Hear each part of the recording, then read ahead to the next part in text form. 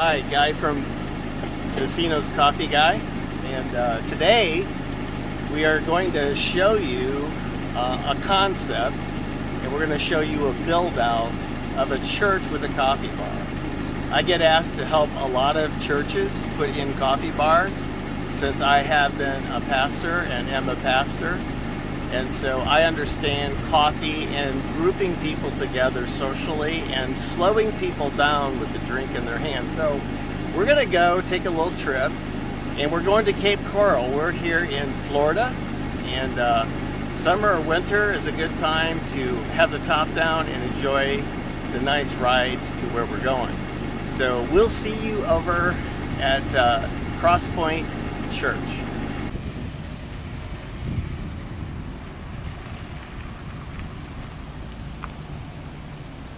Well, that was a quick trip, wasn't it? I like time lapse. And I'm going to go into this church, and we can see outside over here how they're using their drive-under, and they've blocked it off, and they're using it for space for people to gather, and they're serving coffee. And it's just really restaurant-grade, inexpensive coffee served out of air pods.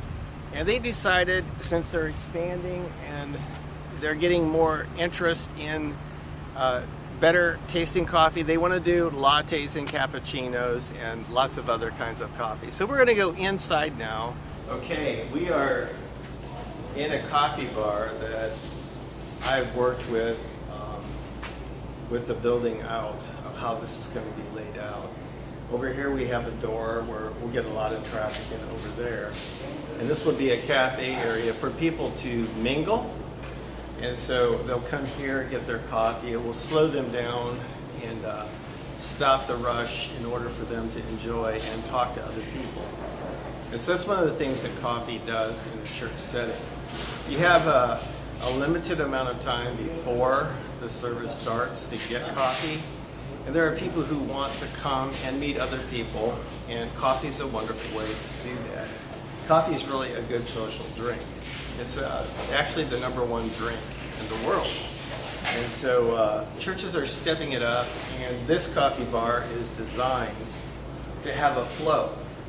So people will come here, and they'll take their order, and I don't know if they're going to. A lot of churches, I suggest they do a donation, a suggested donation. Sometimes they'll have a cash register bring it up, and if they don't, they give it to them.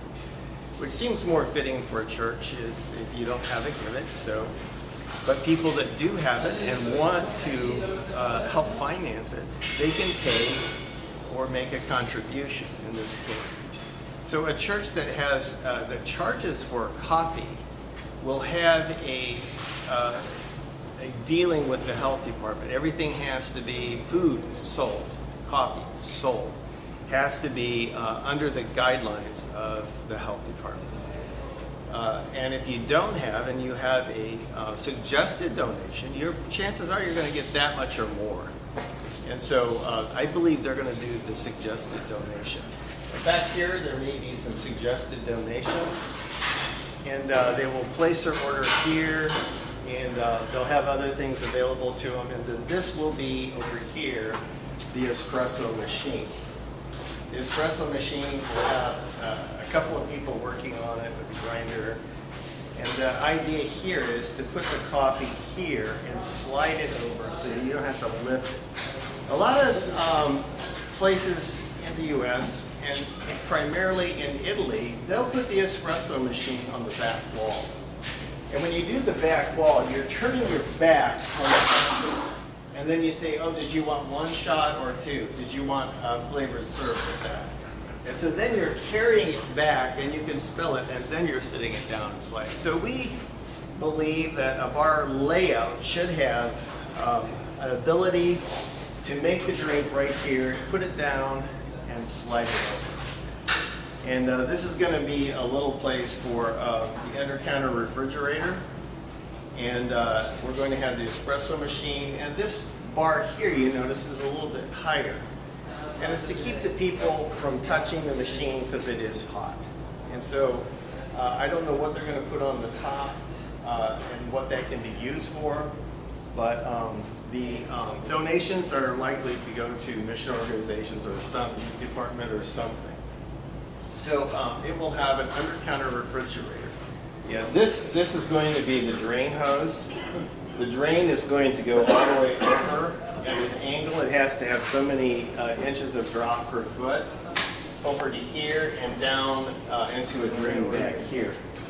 This is going to be the water line, and I believe it's going to have a reverse osmosis or a filter system. And the machine will actually sit right here, and the plugs will be underneath, so that the plug from the machine will be down under here. It won't be back here to keep you from pushing it against the wall.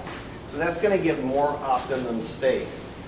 Now, if the machine is sitting here, I've recommended that they put an under counter with a door that opens this way. I don't like seeing coffee bars with the espresso machine here and the refrigerator right under, because then you have to step back. And it's just an extra step. And so I believe in putting it to the side with a door that opens the opposite direction.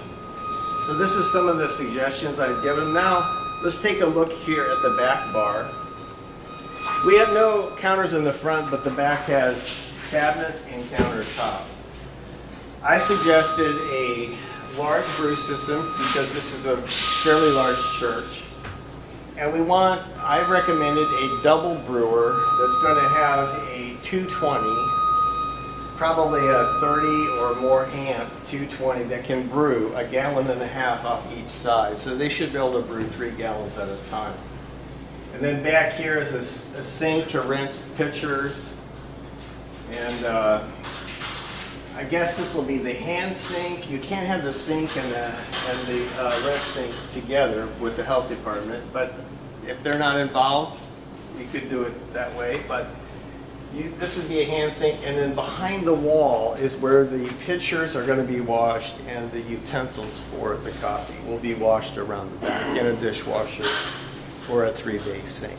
Now we're in the back area, and it's going to pull the workers that are making a lot of noise and talking to each other away from the coffee bar, so the workers out there can concentrate on their customers and on people that they know. In a coffee shop, that's what you find is you know who gets what drink and you know what's going on in their life, and so that's going to be a different conversation back here. The workers will be back here, and I'm assuming that this is going to be a 3-bay sink to wash, disinfect, and rinse the pitchers and spoons. And we have all kinds of drawers. The countertops are not even on this yet. And we've got all kinds of room. This is going to be a heat kitchen where you cook elsewhere and do the warming kitchen, I think it's called. And that's a different health department code. So this is going to be their warming kitchen that's going to be shared with their coffee bar, which is just on the other side of this wall. These are different kind of lighting. It looks like LED, and they're going to shine down.